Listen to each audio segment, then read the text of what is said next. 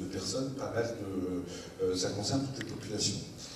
Le but aujourd'hui de notre réunion, c'est d'en parler un petit peu, de voir un petit peu quels sont faire un état des lieux, hein, alors par rapport au programme, et ensuite créer un état des lieux, voir un petit peu les causes, les conséquences en aval.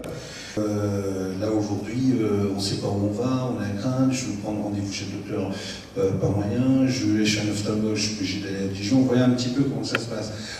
L'hôpital ferme, on ne sait pas à quelle sauce on va y manger, on manque de maternité, enfin voilà un petit peu les problématiques.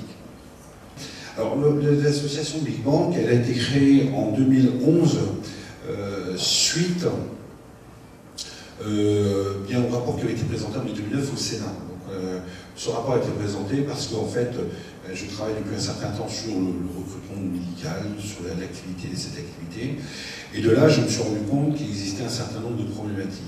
De là, il a été réalisé une étude dans la continuité des choses, en se disant, ah oui, mais les mairies ne veulent pas recruter, travailler avec certains cabinets, les mairies se retrouvent, ou des hôpitaux ont du mal à avoir des médecins qui restent pas en place. Donc cet ensemble de problématiques, eh bien, a été réalisé une étude. Cette étude a été soutenue par des élus pour être présentée au Sénat, pour que des mesures soient mises en place. Nous avons monté avec un collectif de professionnels de la santé, mais aussi des élus, cette association, l'association Big Bang. L'association Big Bang a pour but de lutter contre la désertification médicale, pour une proximité équitable des soins à tous, sans discrimination. Philippe Jean, président de l'association des maires ruraux de Lyon. La désertification médicale, c'est un des nombreux problèmes qu'on rencontre en milieu rural aujourd'hui, abandonné par les services publics de manière générale. Et donc voilà, ça fait partie des problèmes que les maires vont rencontrer, que les populations vont rencontrer, et donc que les maires vont rencontrer, en essayant de répondre aux attentes de la population. Alors c'est Lissoni, maire de Carléton.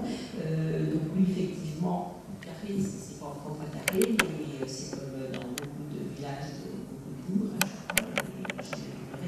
désertification médicale, on a été confrontés, donc il n'y a pas tellement longtemps. C'est déjà par exemple, le médecin généraliste qui n'est plus présent sur le territoire, ça peut être aussi d'autres professions, comme les infirmières, et d'autres spécialités. C'est vraiment en local, mais c'est aussi un peu plus loin. C'est l'hôpital, quand les services se ferment, c'est la maternité, on est obligé de faire 1 heure de route au minimum pour aller accoucher, etc. Donc c'est vrai que c'est un véritable problème et ça contribue à ce que notre territoire ne soit plus vraiment attractif. Bonjour, Lucas Trépeau, donc je suis bénévole à la Croix-Rouge. Donc pour moi, la désertification médicale, ça me fait penser à 2 choses. Devenir secouriste de masse, c'est-à-dire en attendant les secours officiels en race campagne, savoir faire un massage cardiaque, se mettre en position latérale de sécurité, ça c'est des choses qui peuvent être enseignées au commun des mortels, je veux dire, à la population.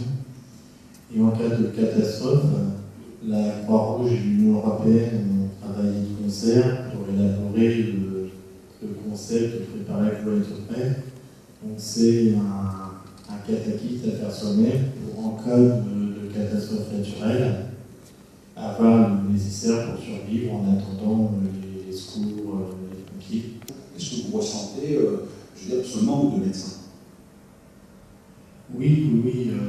Étant auxiliaire des pouvoirs publics, la Croix-Rouge essaie de pallier à ce désert médical et avec des difficultés. Donc on se retrouve un peu aussi en déshérence, un peu démunis. Bonsoir, je suis Sylvie Parizeau, je suis sage-femme hospitalière à l'hôpital de Serres. J'ai vécu la fermeture d'Avallon, puisque alors je travaille à la maternité d'Avallon. Voilà. Moi, en tant qu'habitante de Saint-Léger-Vauban, voilà, je connais aussi les problèmes de désertification.